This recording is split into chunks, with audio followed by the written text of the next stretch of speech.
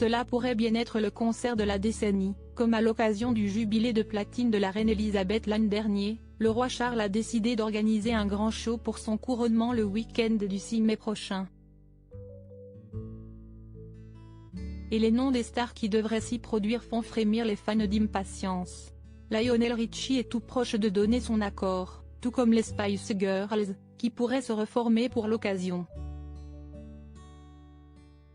Mais deux immenses stars de la musique actuelle ont quant à eux signifié à Buckingham Palace qu'ils ne pourront pas être là.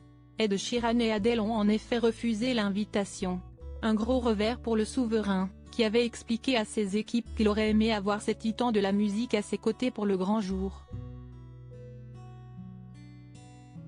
Il faut dire que le chanteur aux cheveux roux, qui avait été présent pour le jubilé, a une bonne excuse. Il doit se produire en concert au Texas la veille du week-end du couronnement, ce qui rend les choses trop compliquées. Même si, selon le Daily Mail, des sources proches auraient admis qu'un trajet de 9 heures d'avion en jet privé était possible et que Sheeran l'avait déjà fait.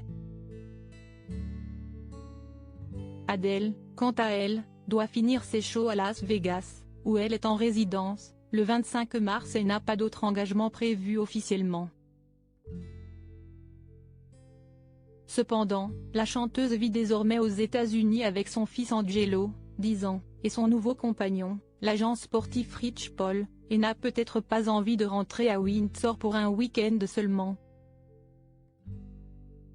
Harry Styles, Paul McCartney, alors désormais, qui pour se produire sur scène devant des millions de Britanniques?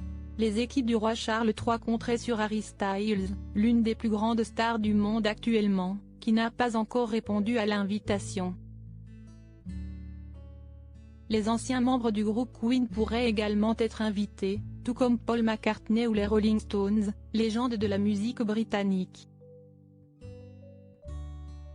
Si le concert est encore en concertation, les musiques de la cérémonie à l'abbaye de Westminster ont quant à elles été arrêtées. Le roi Charles, qui les a choisis personnellement, aurait décidé de rendre hommage à tout le Commonwealth avec des artistes internationaux, mais également à son père, le prince Philippe, d'origine grecque, avec une chorale orthodoxe.